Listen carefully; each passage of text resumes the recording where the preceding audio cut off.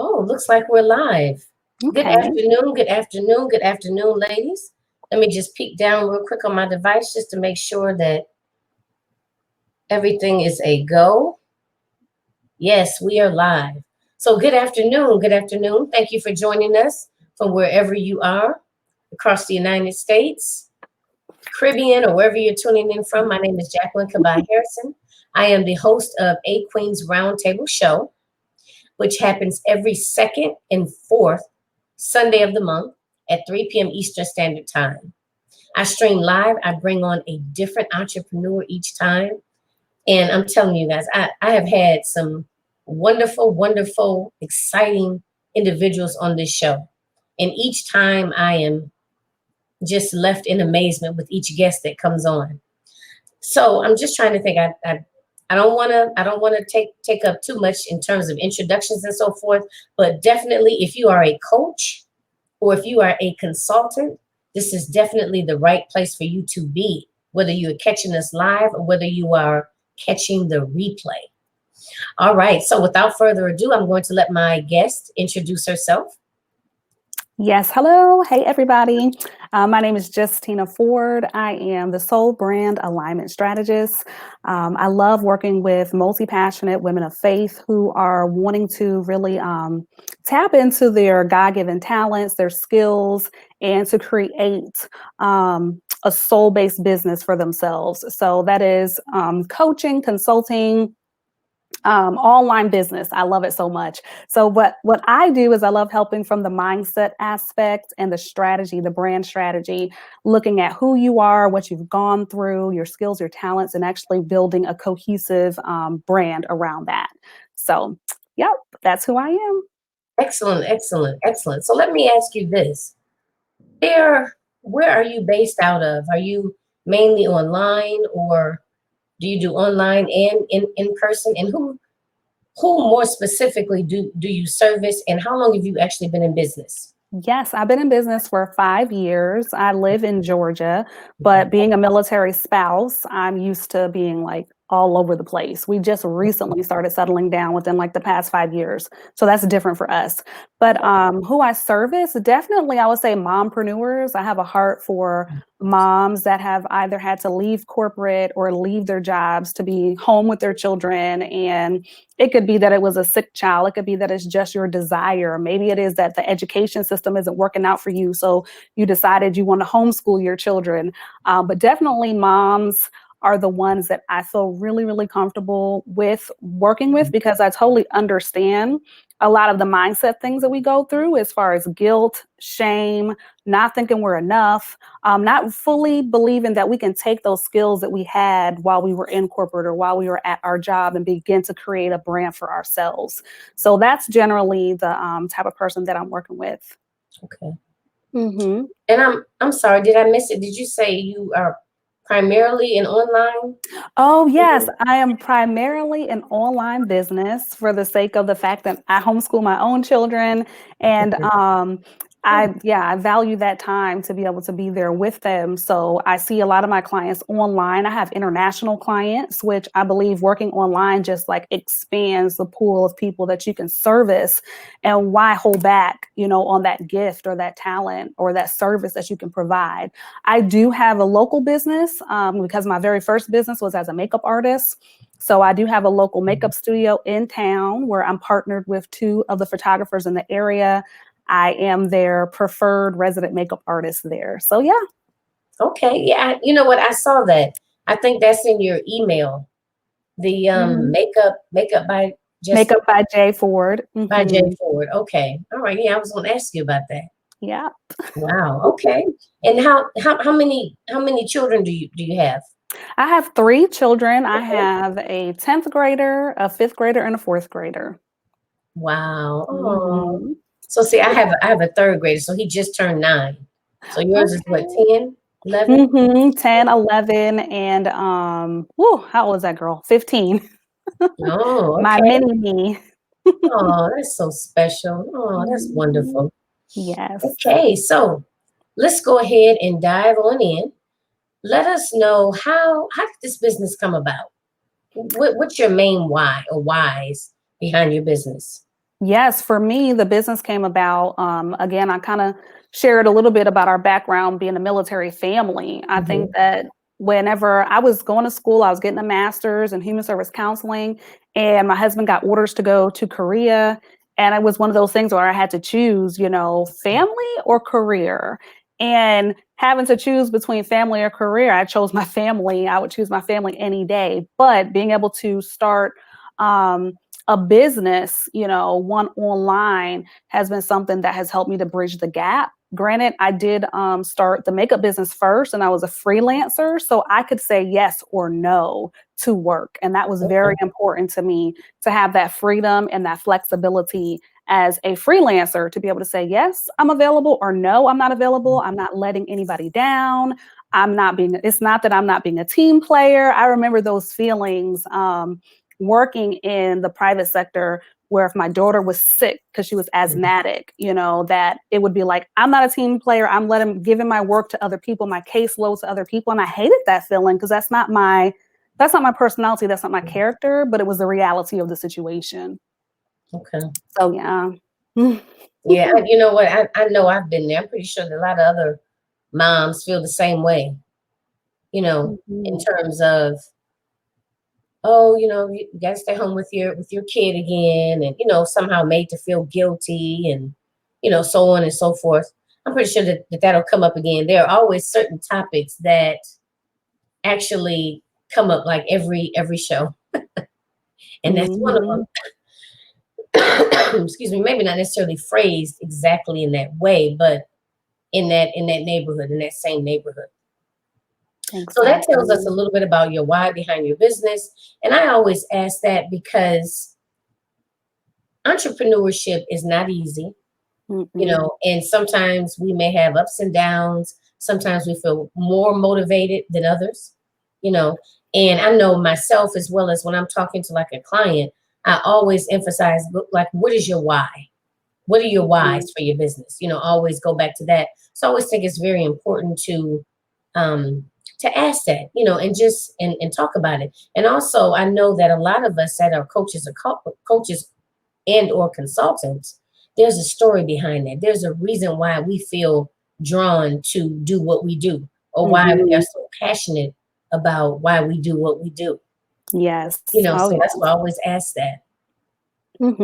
I would say a lot of my passion comes as far as the coaching, it Mhm. comes from um I think when a lot of the work I do around mindset, I'm always tapping back into like, the younger years of when that Okay. person couldn't fully express themselves or when people were trying to squash them. And I Hmm. remember that in my own life too, where it's like there were things that I desired to do. I wanted to do the hair and makeup thing when I was in high school, and my parents were like, no, you're not doing that. So what, 10 plus years later, it came back out, through having my own coach, someone to encourage me to push beyond, the fears of what other people would say or the criticisms of what other people would say. So for me, that mindset piece is so important because I remember days just daydreaming about getting hit by a car because I just wasn't happy with my life.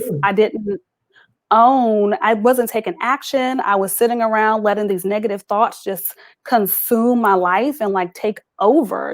So for me, if I can help another woman to really break through those limiting beliefs and really find healing in her own story. I think that's so Mhm. important. What my motto is helping women to heal, create, and serve their way to their entrepreneurial call. So I know that there's a level of healing that we have to do within ourselves first before we can truly show up as the fullest version of ourselves. So yeah. Yes, absolutely. So you know what? I'm looking back here at your bio, and I just I'm mind like you said, mindset and strategy coach. So you know what? In this, and Hmm. I'm jumping around a little bit. And for those of you that have seen me before, I do this because I like to kind of keep it flowing, and I Yes. don't like to be so rigid. But give the ladies an example. Now you specifically obviously work with women, right? Yes. Okay, so give the ladies an idea of how do you like what are some of the processes that you guys go through? Like how do you typically start out, and yeah, how do you start it? when you do your coaching? Yes, when I do the coaching, I definitely love to start with where a woman is at. That's my most Okay. important thing. Like I have structures, I have this step-by-step process, blah, blah, blah, all that stuff. But to me, it's more important to really meet you where you're at. Like what is going on in your life right now? What is it that you want to accomplish? And what are the steps to getting there? And in my mind, there's always an answer to every problem. So we can always get there. But a lot of times it's our own thinking and our own selves that are holding us back. So I can give you the strategy to being visible. I can help you write your content plan. I can help show you all the different platforms you should be on social media wise, all that good stuff. And then execute, you Right. know? But when it comes to time to execute, we find that women are either procrastinating, they're either having the perfectionism pieces, or they have that fear of visibility. So when we get there, and I'm like, okay, so why haven't we taken action? What's really holding us back? And that's when I get excited because I get to peel back the layers and I get to go deeper with my clients. And that's when I bring in the energy psychology work to help my clients really break free, truly unlock their mindset blocks from a mind, body, soul perspective. So that's why this idea of mindset and brand strategy is so important because I really do fuse those two things together. Okay. Hmm. Mhm. Wow, I like that. I really like that. Okay. All right. And I know you talk a lot about operating in your authentic self. You know what? Kind Mhm. of elaborate a little bit more on that. And I say that because I think a lot of times when we're online, we're operating online. We have different mentors and different coaches and different people that we follow them because we like them and that we want to imitate them because we see, that they are successful. So I think oftentimes, and I know I've been there, done that too, dealt with kind of trying to find your own, be your authentic self in your branding and in your online presence. So I'm Yes. pretty sure you probably dealt with that in some of the sessions with your clients. So Yes, I think that the authentic self is really about tapping into your own story. And that's the reason why I go so deep into that healing process. Because sometimes people don't even realize, like, because I work specifically with a lot of coaches, authors, speakers, that type of thing, they Mhm. don't even realize, like, that nugget within their own story that they should be standing on, like that platform that they should be like just screaming from the top of the mountains with, right? Because it's an area that they maybe didn't want to look at, or an area that they're rejecting, a piece of themselves that they're actually rejecting, where it really is a thing that they should be standing on, speaking about. So, standing and becoming your authentic self is really about owning your values, owning your beliefs, not being afraid to speak up about those things, not being afraid to let your personality shine through. I have a past client who is a professional counselor, and she really wanted to step into the coaching arena. But Mhm. because of industry, sometimes we allow what industry tells us we shouldn't say or do. But she was really squashing herself. Like her personality was so vibrant and sassy, and she's a Mhm. Latina. And I was like, yes, let's do it. Let's make that a part of your branding, your personality. Let's make that a part of the overall message. And she messaged me a couple of weeks ago and just shared with me, just the actual success that she's had in her business, the way she was able to differentiate herself from the other coaches out there or the other professional, counselors out there. So I love it. I think that being your authentic self sometimes is scary because we don't know if we'll be accepted. We don't know how people will respond to us, but that is where that trust factor has to come in, where we are comfortable with who we are and what we bring to the table. Right. How does one figure that out? Like, how do they know? Because a lot of times, everybody I think is pretty multifaceted. There's a lot of different faces or a lot of different sides. How do they, how do you work with one to help them figure out, I guess, which is their best strategy? Not that I mean, they're being authentic, but like I said, there's different, Mhm. avenues, if you will, that they can choose to stand on in terms of as far as their marketing strategy or branding. I'm not a Yeah. brand strategist, but how do they come to that, to being able to figure out that one so they can be consistent with it?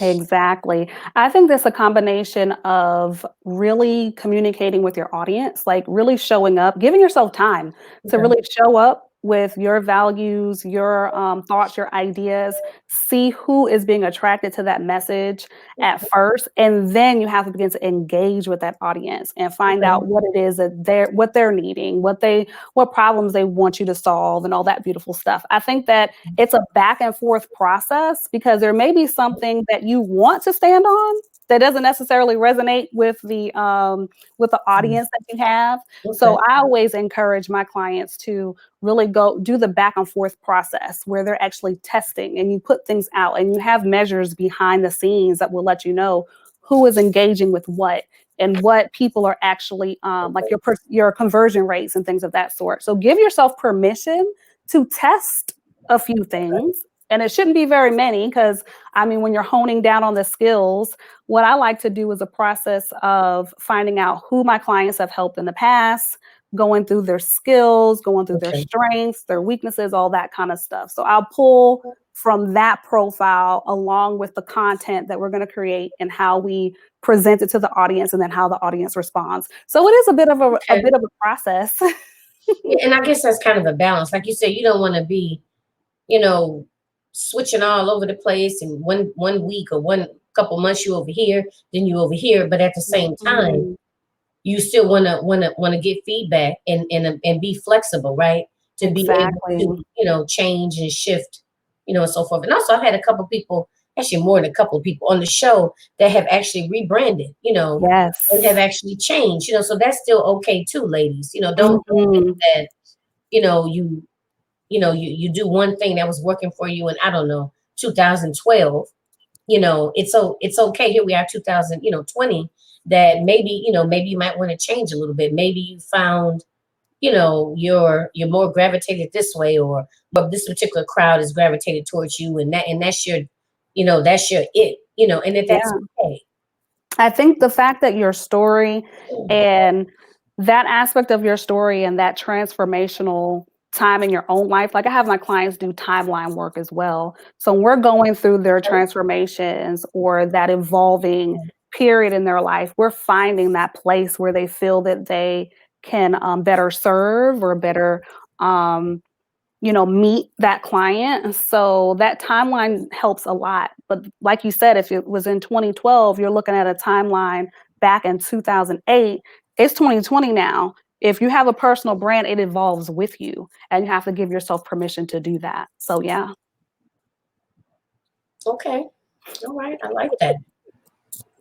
So let me ask, and I know you may have kind of touched on it, but one of the big questions I always ask is, what would you say has been your greatest obstacle or your greatest challenge? Mm. And it could be, personal, professional, that you have experienced, and what tools and techniques did you use to actually not allow it to become you to not allow you to give up or to become stagnant? Yeah. Um, wow. I would say one of my biggest obstacles really is just, I would say myself and life's circumstances Okay. because of the fact that, being a mom, having 3 kids, and being married. I've been married, wow, 15 years now, and you have that other person that has their idea of how things should Mhm. be. In a perfect world, I could live in my little bubble and I could run my business, and I can put myself in a bubble sometimes. But I do have to deal with real Right. life things, and sometimes those will knock you off your feet. So for me, it's like just because I'm a coach doesn't mean that I can't get support as well, Mhm. So I have to have my own coach, my own counselor. I go and I see a therapist. So, it's not that I think taking away that negative connotation that comes around therapy and wellness and having support that you need for yourself. Because if I'm transparent, the end of last year, I came up against some difficult things and I wanted to throw the towel in. Okay. I was like, I'm done. But if it wasn't for my coach, to help me to stay on board, oh my gosh, Tina will be off the map, So I definitely say when I think about obstacles, I know for myself that It is life's challenges that come along the way. And then myself, my own thinking. You know, there's a lot of times that I can get in my own head and think that I'm not doing anything, but I have to remind myself of the people that I've helped and the people that I've supported. I will literally go back through my own testimonials, you know, read those testimonials and remind myself of how I've shown up, how I've been there for other people, how I've poured into other people so that I can pull myself up off the ground sometimes. Yeah, you know what? I do the same thing. You know Mm-hmm. what I mean? And just like you said, depending on, so don't, that's a good resource, ladies, for us sometimes. And I think it's fair to say, I know everybody's not the same, but I think it's fair to say that we all go through, times where we just be sitting and like, what am I doing? You know Yes. what I mean? Maybe I should just, close this book, finish this chapter out. You know what I mean? And I do the same thing. It's like, I go back to thinking about, my why I started this. And even just going and looking at, even sometimes, you know how on Facebook they have those little pop-ups that show you your memories from like a year Yeah. ago, 3 years ago, whatever.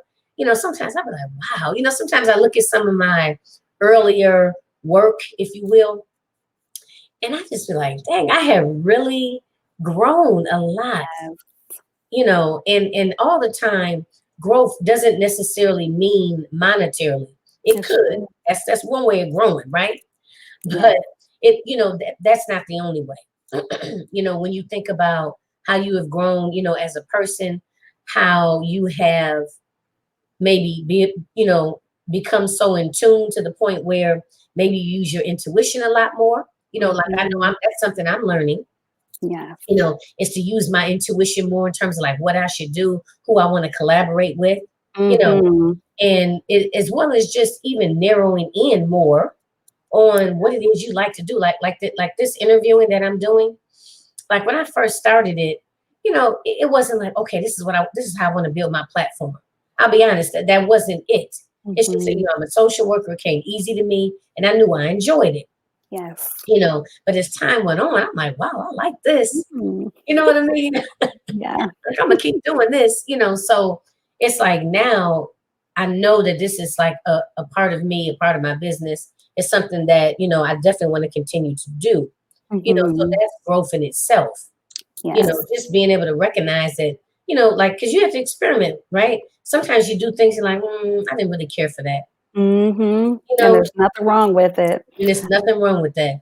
I definitely resonate with you about that timeline on Facebook. Like, it'll pop up some things, and I'm just like, "I did that? Did Hmm. I do Yeah, that?" Just a reminder of the growth, the things that yeah, we've accomplished. Because a lot of times when you're in the middle of doing, you don't even recognize sometimes what you're actually accomplishing yeah. and what you're actually doing because if you're a high achieving, woman that's You just go on like to the on next the thing. go. Exactly. Yeah, Sometimes we don't even realize like, wow, I actually accomplished something. I'm actually growing and we don't give ourselves enough credit. So taking that time to really look over the things that you've done, like to relish the things that yeah, you've accomplished and to celebrate yourself. Wow, that's one thing that I definitely need to do more of because it's so easy for me to discount the things that I've done, or the things that I've accomplished. And I know that a lot of women are like that because we're ambitious and we're yeah. go-getters and we're on to the next thing. Yeah, because we're like, okay, like for example, I want to have my own talk, TV talk show or radio talk show. And I'm looking at it like that's one of the long-term goals, that sometimes I forget to like Mhm. celebrate, along the way. Like, okay, maybe this is episode 36. Like this is episode 36, but that's just when I started counting. You know what I mean? So Mhm, it's really yeah. more episodes, but it didn't, so to be able to celebrate your progress along Mhm. the way, be able to celebrate your progress along the way, and to forgive yourself for those foul ups or, the Yeah. times like, like I've gotten online before and things didn't work out, and I felt like I was gonna have a mini meltdown. You know what I mean? And I had Exactly. to be like, okay, I was sweating and people couldn't tell, but I was like, okay, Jackie, calm down. This happens. Mhm. Things happen. And Yeah. but just being able to celebrate along the way, and just acknowledge all that we've done. Mm-hmm. You know, Oh yeah. and I'm getting better at it. I'm getting better at it. And then the first when you started, right, it may feel awkward to you, but the more you do it, the easier it becomes. Exactly. I think that's the same thing for like even the concept of being visible. Hmm. Like when you start your businesses and you have to be like in the spotlight, that is uncomfortable for some of us, especially if you're an introvert. I am an introvert. I don't Everybody say that, and it's really. like, wow, really, you're an introvert? Okay. Mhm. I'm an introvert, so I really don't care to be in big crowds or standing in front of people, which is why growing my business through live streaming was such like that fit my personality more because I didn't really have to absorb all of the emotions in the room, right? A live Okay. stream, I can get up there, I can say what I have to say, my energy can be flowing and I'm not distracted by Okay. like the people in the room. So yeah, as an introvert, we're having to be visible and be seen. And sometimes you can have those hiccups. I remember my very first speaking engagement that I did in North Carolina. My leg was shaking the whole time. This was Really? back in 2015. Okay. It was horrible. So give it, but if I didn't get up there and I didn't try it, I wouldn't be able to be where I am today, where I can stand up in front of people and at least be calm. Mm-hmm. I'm still, like, oh gosh, do I really have to do this? But at Mm-hmm. least But you my do leg it. ain't Yeah. shaking all over the Yeah. place. And And I do it.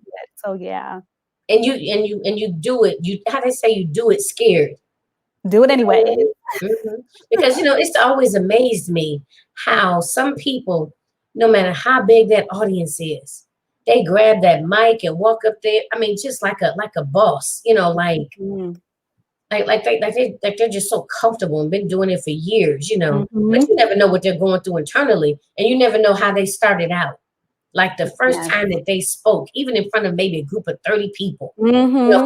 They could have been doing one of them on the inside.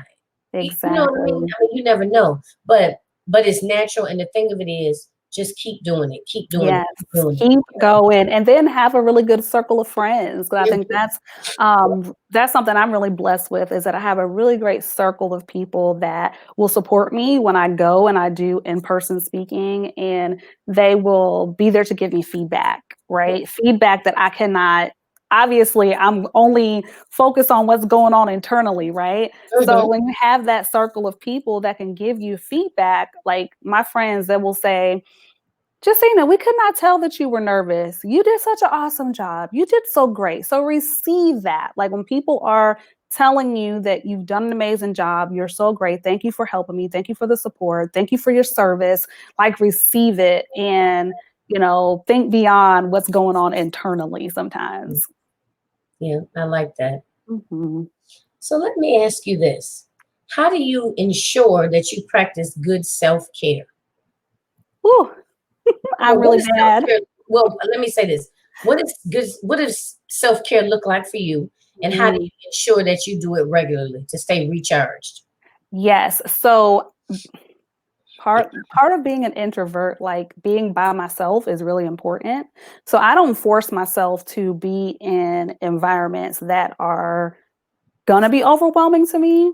I don't force myself to do that.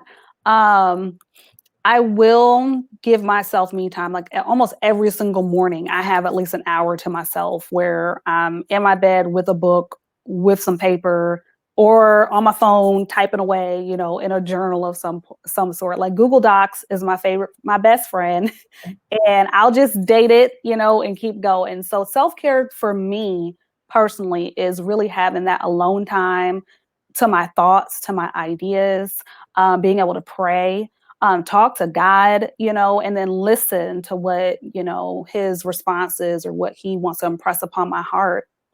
And so number one is alone time to like just, think. Secondly, I would say really just being able to celebrate something at least once a month. I think that's really important, whether that's with my kids, with my husband, with a friend. I have a accountability partner that lives in Texas, and her and I will live stream just to have a glass of wine together, Okay. So Now, is this somebody that you've known already, or somebody you a recent associate online, or I met her through an online coaching program back in okay? like 2015, I think it was. And we were accountability partners. We were just set together and we just never let each other go. Oh, that's So nice. she's a Okay. coach also and an amazing friend. So just being able to celebrate something at least once a month, I think is awesome. Be it I'm celebrating somebody else's wins or celebrating my own wins. Okay. So that's how I try to make sure I instill self-care. I know self-care can be, getting our nails done and, massages and all that beautiful stuff as well. But for me, most importantly, is that time to myself and then time celebrating or acknowledging something at least once a month. So yeah. Okay. All right. Nice. So now I'm going to ask you a little on the lighter side. Mhm. Tell us something interesting about yourself. Yeah, something interesting. Well, Mhm. I'll say this first. I don't think I'm that interesting of a person. I love reading. I love going out for wine tasting. I love, just simple things. I'm a very simple person. If you ask my husband, like, oh my gosh, she's so simple, so I love the simple things. Yes, yes. Not simple in the other way, right? It just sounds funny. She's a very simple person. She's so simple. He tries to do extra things, and I'm just like, why? Why'd you put that extra thing on my food? Why'd you put that extra thing in my bath water? Hmm. And so interesting about me, I would say definitely just I used to be a life insurance agent. See, something else boring. I used to be in the sales industry. I love sales. Which I know a lot of people say they don't like sales, but to me, sales is fun because you get to listen to a person, you get to hear what they need, and you get to fulfill that need. So for me, that's awesome. I never look at sales as something that's what you call it, like pushy, because it should be about that person, not about you making money. So I think my perspective on sales has definitely helped a lot of my clients and a lot of the people that come into my circle when I help them in that area too. So yeah. I like that. That's a different perspective because you're right. When I think of salesperson, I think of somebody that's pushy. I think of like going into a car dealership.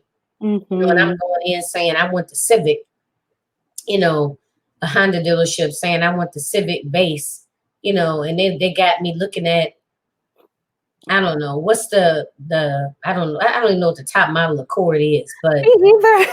you know what I mean? And I should, because I drive a Mhm. Honda, but they got me in there with the leather seats and it was sunroof. No, full well, I don't need no sunroof, so that's the first thing Mhm. that comes to my mind when I think about sales. But I like Yeah, that, like you said, really getting the opportunity. You know what? It's reframing. You have reframed that. And that yeah. is I think that's a piece where a lot of us fall down. I know me, myself included, in Mhm. terms of with my business, and I've heard it from other women as well, that not wanting to sound so pushy, and but it's all about reframing, and it's not a matter of forcing anyone to strong arming somebody into Mhm. taking a service. It's about, like you said, listening to that individual to find out what they need, what they desire, and really truly how can they be supported in getting to that end goal, that destination. Wow. Exactly. See, And now if you I learned something today. Yeah, See, I because like if that. you're afraid of sales, that means Yeah, that you don't like helping people, because a lot of times some of that. people they're going to say they're gonna feel afraid Hmm. to take that next step because they don't know what it's gonna be like. So you actually help coach them to get the results that they really want. Someone may come in and say, "Oh, I only want the base model," but that's because they're afraid. They're not sure what those next levels are gonna look like or if they'll be able to afford it. So you Right. help them. You And help then, them do yeah, and that. they're scared that like I'm thinking about me, they're scared they're not going to be able to afford it. Mhm. You know what I Oh, mean?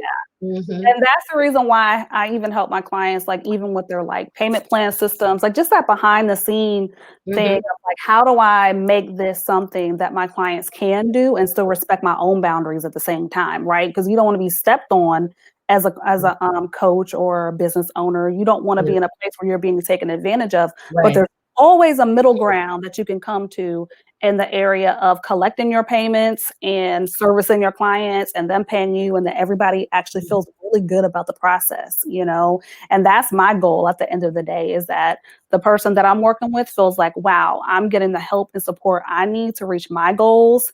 And I'm able to do it in a way that doesn't feel like I'm giving up my second child. You know what I mean? Let me ask you, because I think that's a big one for a lot of us.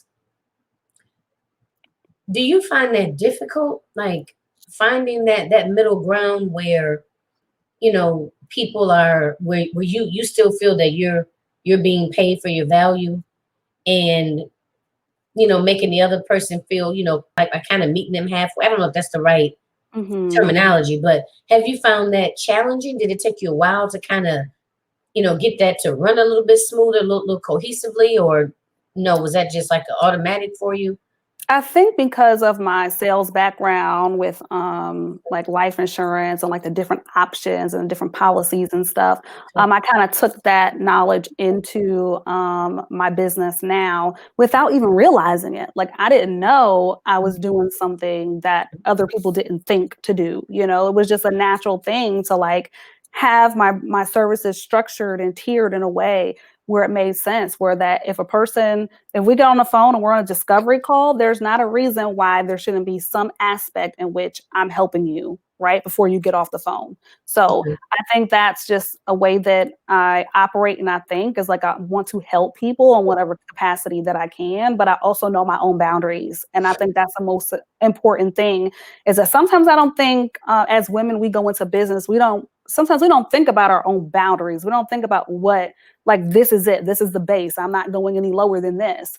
Sometimes we go into it thinking, oh, I need to be paid, or I need that person to do this for me, when a it's really a partnership, Right. you know, like, and I think when you're new in business, if you haven't been raised in a family that does business, owns businesses, and have a business mindset, you don't necessarily think that way. Yeah, So I yeah. agree.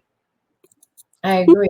I think that that's a big struggle for a lot of us, even, figuring out what we should be charging or what we feel comfortable with, because what we should be charging is not necessarily about, what the other person is charging. It's about, it's more about what you feel comfortable with, and what type of value, or the actual transformation. What do you feel that transformation that you are providing or helping that person come to? What is that? What do you feel that that's worth? Hmm. And I know I had a coach that really, really kind of helped me in that arena. Because Hmm. I don't come from a family where, business owners necessarily. I mean, my dad did real estate, but I don't come from a entrepreneurial family. And, I'm a social worker. So I never really had, I mean, I've had all sorts of training in terms of interviewing people and helping people, identify the strengths and stuff like that, but not necessarily on, marketing or pricing or anything like that, so, Hmm. but it's just like anything else. It's a skill that can be learned, and it's a skill that you must learn. And it's also a mindset that you can adopt, Right, that right. You can I am adapt. in business. This is not a hobby. I'm not letting people down by having these rates that I have. You know, I think that's where a lot of times that shame and that guilt can come in, you know, when we're trying to set our prices and set the standard for our business. So yeah, that's a conversation I think that I've had with at least probably 80% of my Yeah, clients around, what are you absolutely. going to stand for? What are your rates going to be? And they're like, I didn't really think about that, you know, Right. You're like, oh, I don't know. I didn't think. Yeah, yeah. or that they wanna charge an hourly rate instead of doing maybe a package, you know? How do I package something at a higher ticket rate instead of just charging $125 an hour? You know, you can bring more value to your service when you're packaging those services instead of just thinking of your services on an hour-to-hour basis. So I help them to shift, you know, that mindset as well, and then Okay. to actually create that high ticket offer. So yeah. Okay. Wonderful. Now, let's see. So we talked about some of your challenges. How do you practice good self-care? You told us something interesting about yourself. A few Now, things. I know I know. So this is the last question that I have before I want you to go ahead and introduce your topic Yes. and give your, your main points. So that my last question is going to be, what advice would you give to a younger version of yourself? Yes. Woo. Deep, deep, deep, deep. So the younger version of myself, I would have said, stop being scared Okay. and go after the thing that you want. Like Okay. at the age of 18 and 17, I saw like a lot of my friends going off to colleges that were like in different states. I saw them going after their dreams and I was scared. I remember thinking, oh my gosh, how does she have like the confidence to go to New York to go to fashion school, you know? And I didn't have that confidence. I was afraid to take risk. I was afraid to try different things. It was safer for me to do what my parents told me to do and, have that Mhm. covering. I wanted to be Right. safe. So I say, stop trying to be safe and take risk. You're young. You have your whole life ahead of you. Go ahead and make all the mistakes that you can make now, because it may not be a mistake. It may turn out great. And if Hmm. it does fail, who cares? You get to get back up and do it again. Hmm. So that's what I would tell my younger self. Okay. To just go for it. Yes. Okay. So go ahead and introduce your topic and, you know, do your, discuss your topic. Okay, I'm gonna pull up my notes. So if it Okay. looks like I'm not looking at y'all, forgive me because I can't remember everything. But for the topic that I was gonna talk about for here was just about heart and soul brand strategy, which I think is so important for entrepreneurs, as for mompreneurs, as we're starting out in our business and we're really a lot of times we start out in business, we're like a one-man show at first. And we have to create our content. We have to, host our discovery calls. We have to show up. We have to be the ones that are really like in the business. So there were 8 different ways that we can like suck the life or the money out of our businesses. And they're really rooted in mindset and action. So I just wanted to share those 8 with the listeners here. So they're not in any particular order. I just jotted these down as they came to me, as I saw what, some of my clients had been dealing with, what I had been dealing with in my own business that I had to overcome myself.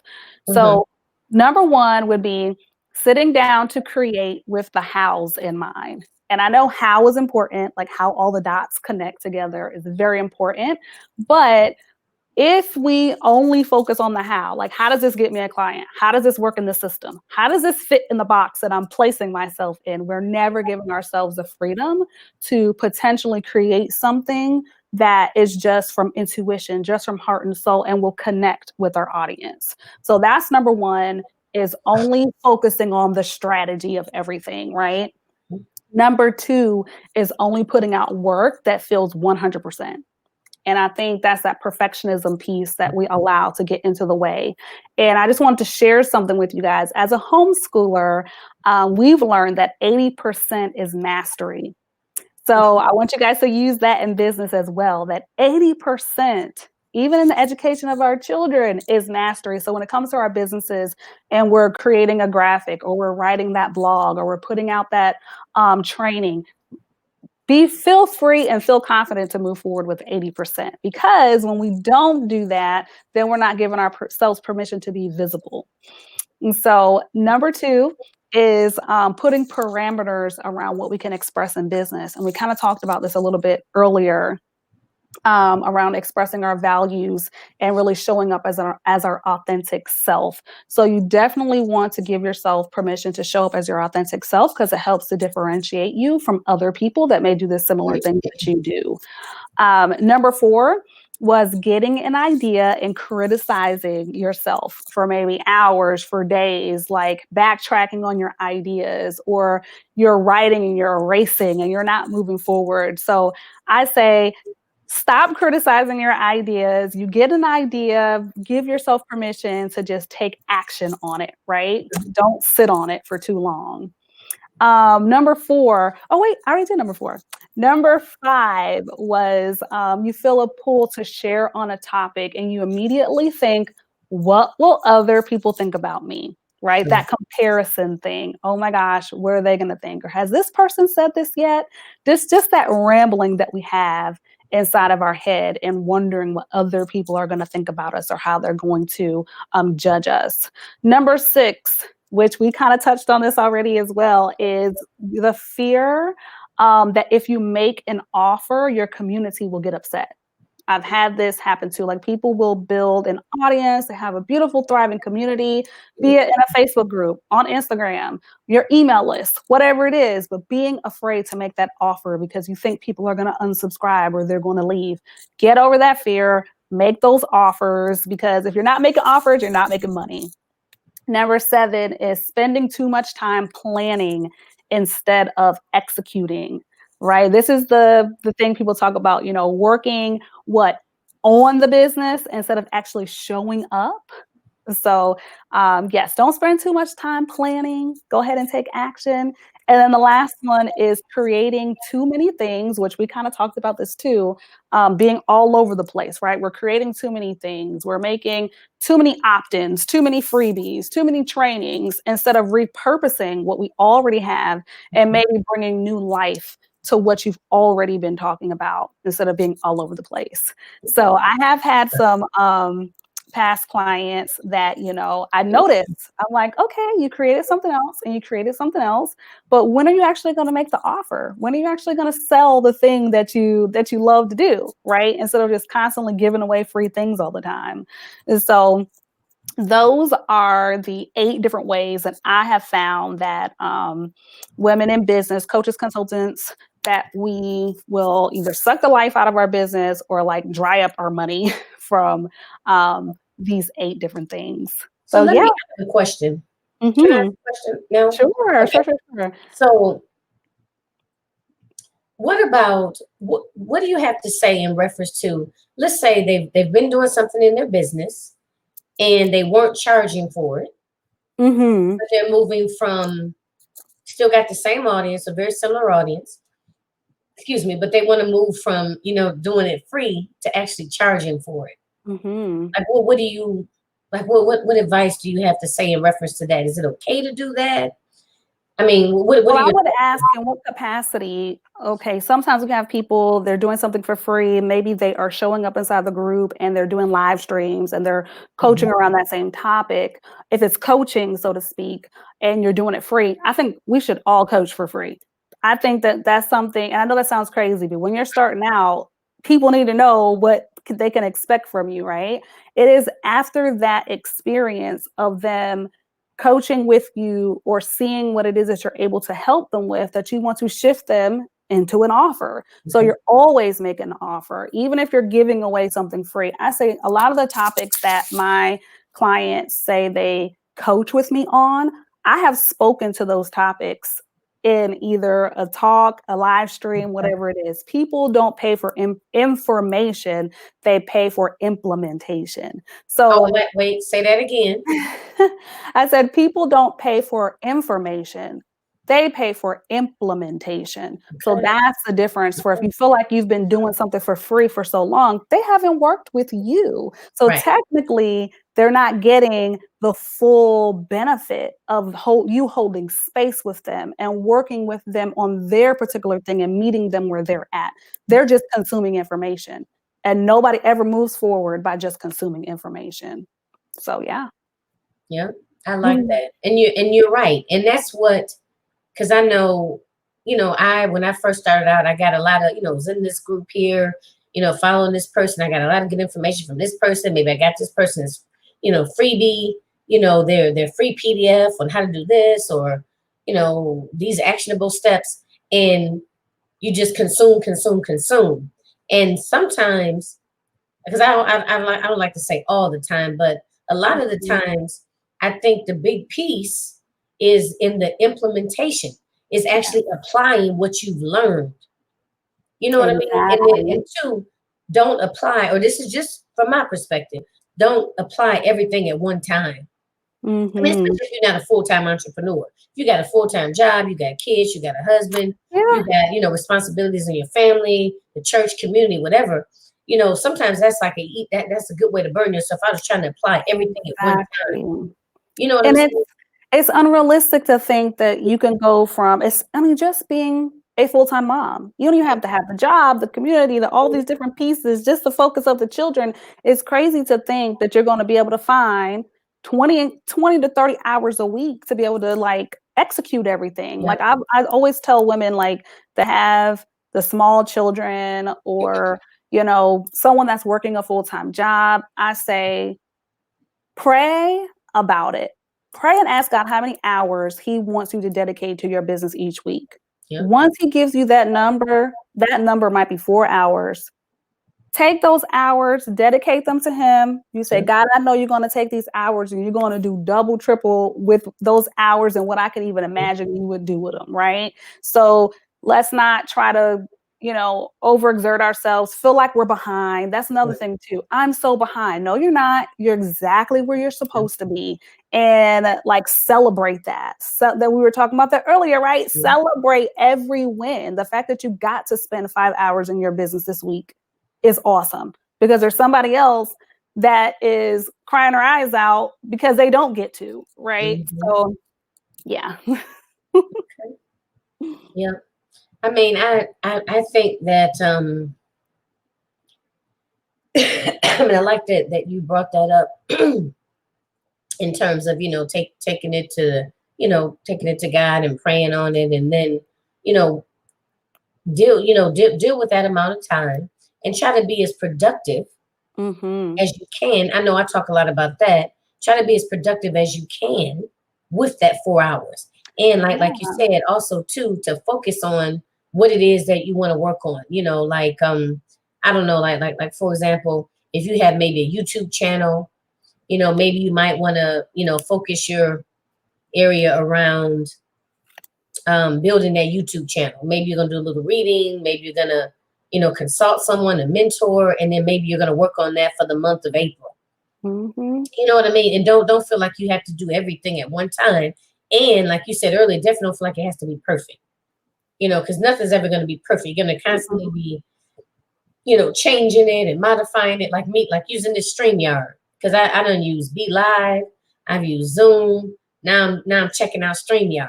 And then right Mm-hmm. now they probably somebody somewhere in the world is creating another app to do the same thing that I'll be trying in 3 months. That's right. You know what I mean? Mm-hmm. So, that flexibility, and like you said, don't ever allow that whole perfectionism piece. It has to be perfect to stop you from taking action. Because you can always change it and, modify it and do different things, Exactly. right? That's too easy. Once you get into the swing of things and the actions and Mhm. the consistency, you can always pivot. That's the Yep. easy part. Another thing I want to say is that time is so limited. We all know that time is limited. Mhm. So when you have that limited time, do you want to spend it consuming information or do you want to spend it with a coach who's going to actually help you with Right. those actionable steps and has already done it before you? Yep. It really is about compressing time. And that's what I can say that my clients have said about our work together, that I've helped them to compress the time, Mhm. the same time that it would have taken them to Yep. research and go through all these freebies and do all this stuff. You have a coach that can actually walk you through it And and make sure also, that I'm sorry. no, go ahead. I I'm was sorry, gonna finish. say, and make sure that you're actually committed to showing up the way that you desire to, and you're not getting distracted by all the different voices and everything. So Mhm. yeah. I was gonna say a coach for different things. Like I know now, like when I first started out, I had an idea that I wanted to do this, so I've had those particular types of coaches. But once Mhm. you change and shift, you know, um, you might need different mentors, right? I know some people, sometimes you want to take on maybe, I don't know, a branding specialist or an actual business strategist to help you with the marketing, Mhm. whatever aspect you're at, you know what I Yes. mean? And that may change, you Mhm. know, It does. and different people specialize in different things. Even if I don't know, you want to grow your Instagram, there are people out there that's specifically what they do, or Mhm. LinkedIn.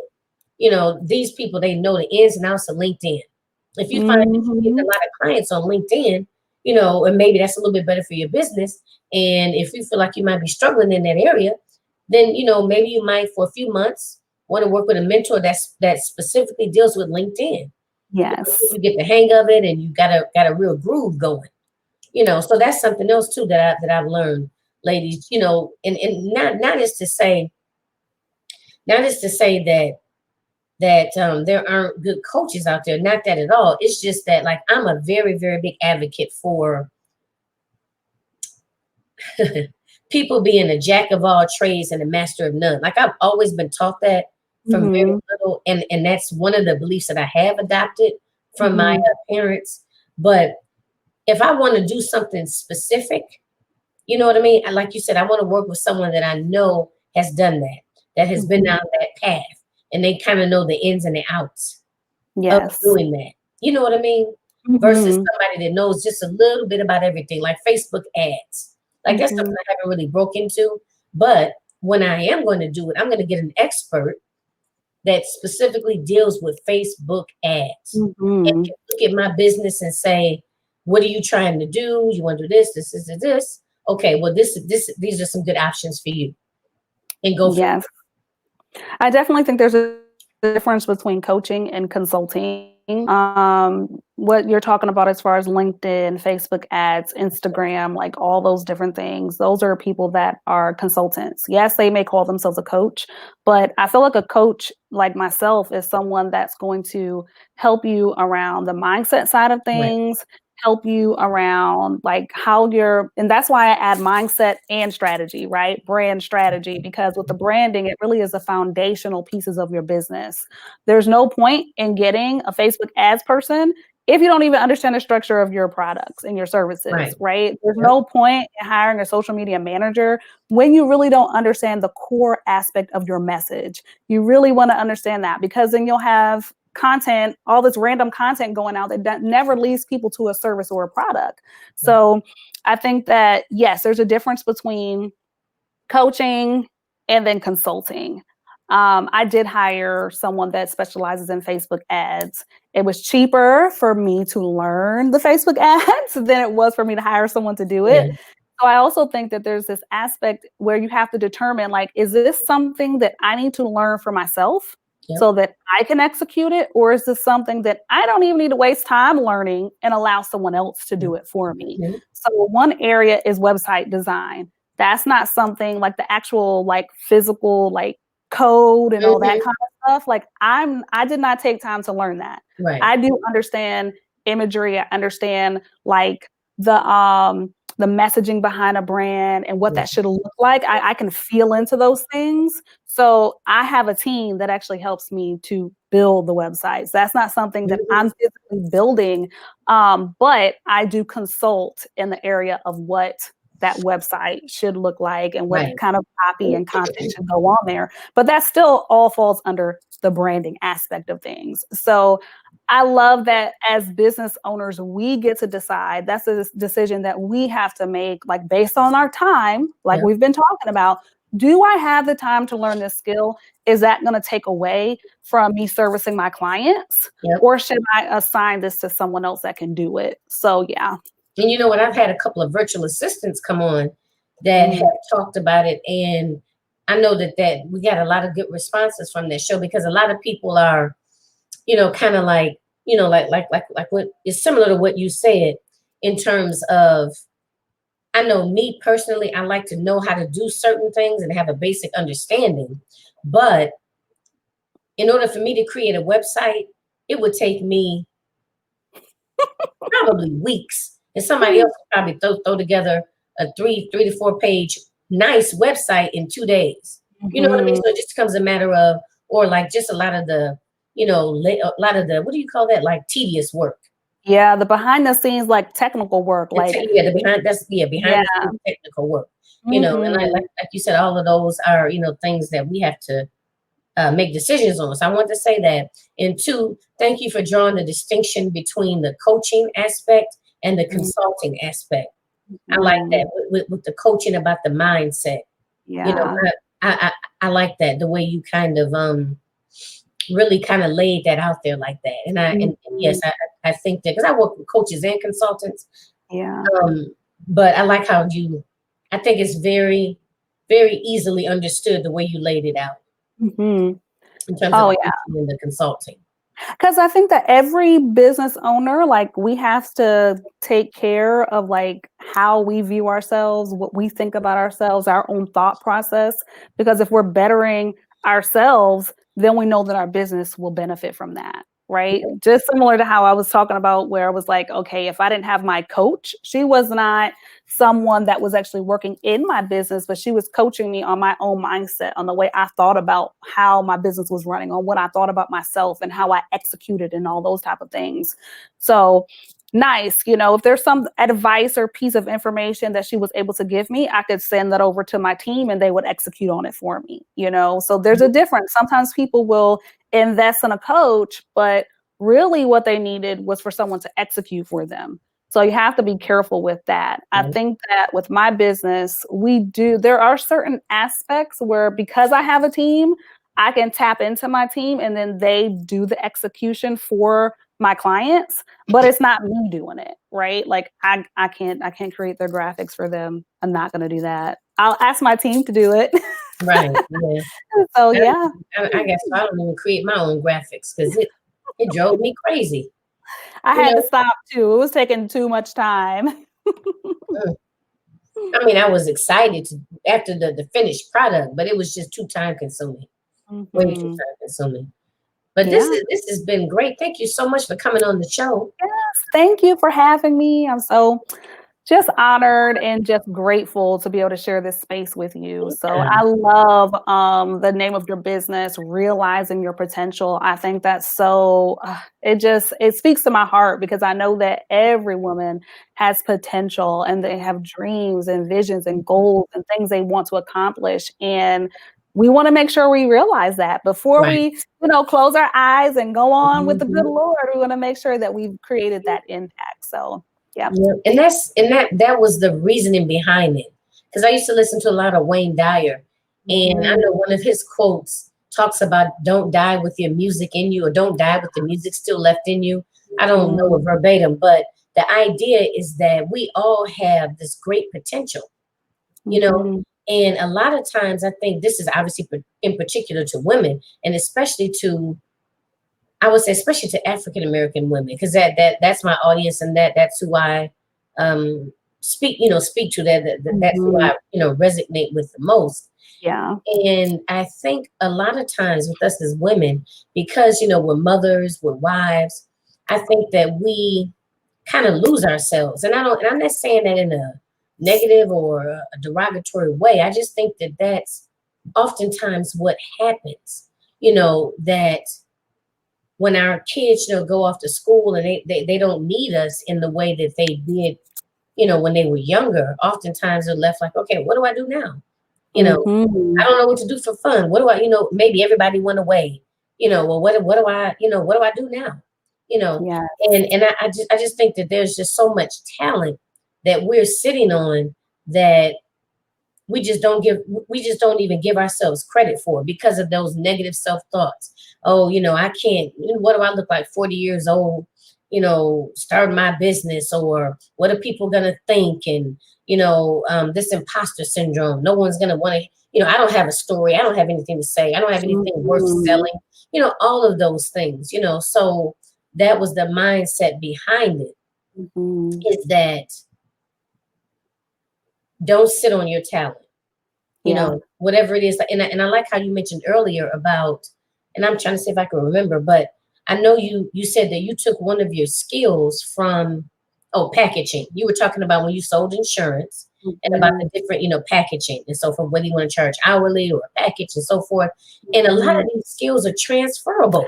And a lot Yes. of women, I think in particular, don't realize how how we manage things. Even, and Mm. I don't care if it's putting together a wedding, or if it's putting together a retirement party, or a 60th year anniversary. Those are Mhm. transferable skills. And a lot of Yes. times we don't even look at it as that. We just look at it like, Mhm. oh, yeah, I put that together. They drove me crazy, but everything turned out fine. And, but we Mm. don't look at that as you could be an event planner if that's what you Yes. want to do, or run your own company doing whatever. Those are transferable skills. Or a lot of the women I talk to, they've worked in their corporate for, I don't know, 10, 15 years, and a lot of those skills that they've learned, they are Mhm. able to use those in their business, or even be able to do the same type of work that they used to do for a Fortune 500 company for Yes. themselves. Yes. I've run across so many women that are just so talented, so skilled. And like when we get into those coaching calls, it's almost like, but can I really do that? I'm like, did you just tell me what you did at your corporate Mhm. job? Like you just broke down all this wonderful, beautiful stuff that Right. you've done, but it does require having someone like you or myself to be able Mhm. to really help them see like this fits in here and this fits in here. And do you see how if you help Mhm. a person with this, this is the outcome that they can have? Like really looking at the outcomes and solutions that you bring to the table based on those skill sets. You know, sometimes it's harder for people to see that. And like I said, even with that sales experience that I had in the insurance field, you know, it took me a while to be able to see, okay, that's why like my business, I was able to take off a little bit Mhm. quicker, like especially with the makeup business, right? Because I had that sales mindset already. I didn't make that connection until like last year. That wait, I do kind of quite a bit, a little bit of sales and money mindset Mhm. stuff, you know, and I love it. So that's what sometimes that pivoting situation is when you become aware of how those you're bridging the gap behind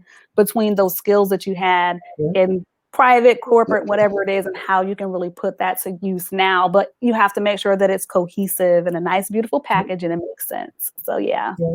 And like you talked about the coaching part or the mindset, just getting people to be able to see it and believe in themselves. Hmm. Because once you believe in yourself, Woo! there is no stopping you. No stopping you. Yep. You know, That's so there's no true. stopping you. It's not about if, shoulda, coulda, if this, if that, Hmm. maybe. It's I will. It's a matter of when I'm gonna do it, when I'm gonna make the decision to do it, and that Yep. I will do it. I You know, am doing it. Then the women I have to get am to that doing it place every where day. you see Yep. yourself already doing it. Like, I am doing this. Wow, I didn't even know. Yeah, Oh, yeah. absolutely. Okay, Mhm. so lastly, is there any upcoming, I don't know, do you have, I don't know, an ebook coming out or any upcoming events or that you want to announce? Sure, yes, there are 2 things that are actually taking place. I'm gonna be a speaker for the multicultural homeschool mompreneurs conference. That's coming, the end of March into April, so I can send you a link for that so people can look at that if you were considering homeschooling, wondering if it's for you or not. There'll be amazing speakers to speak to that. I will be talking more about heart and soul brand strategy, the thing I love talking about. And I'll be going a little bit deeper into EFT tapping and some of the protocols I actually use to help women shift their limiting beliefs there. And the second thing that's coming up is my Mindset to Manifest challenge. It's a Mindset to Manifest 5-day challenge, and that will be happening the middle of April. I'm actually a #1 best-selling author, which I forgot to mention at the beginning of this call. And the name of that book is Mindset to Manifest, the 10-day challenge for multi-passionate mompreneurs of faith. So I am a multi-passionate person. I totally understand that struggle with being a jack of all trades and being able to like fine tune what it is that you actually offer and what you do. So I'm like the perfect person to work with a multi-passionate person because you never want to feel like you're leaving a part of yourself on the table because all of it is just so exciting, but you have to figure out how to package that up and let it make sense. So yeah, those are the 2 things. The challenge will be the Mindset to Manifest challenge will be hosted in my Facebook group, which is called Multi-Passionate Mompreneurs Soulfully Branded for His Glory. And the homeschool conference, there's a Facebook event for that. So I'll make sure I get you the link so people can pre-register. Pre-registration is happening right now for that homeschool conference. So Now, yeah. do you have a website I can stick in here? Oh yes, I do have my website. It's justinaford.com. That's my Oh, website. okay. Let me just stick that in, justinaford.com. That's easy enough. Hmm. Yeah. Okay, .com. All right. And I'm on Facebook and Instagram and all that good stuff, but Okay, I'll good. share those links with you as well. Okay. All righty. Sounds like a plan. Thank you so much. Yes, you're so And welcome. thank you Thank for coming on the you. show. I'm glad we got a chance to meet and everything. And this was great. Ladies, thank you so much for joining us. And for those that will catch the replay, please leave whatever questions or comments you have in the comments. and we will definitely reach back out to you. Thank you so much for joining us for A Queen's Roundtable Show, which happens every second and fourth Sunday of the month at 3 p.m. Eastern Standard Time.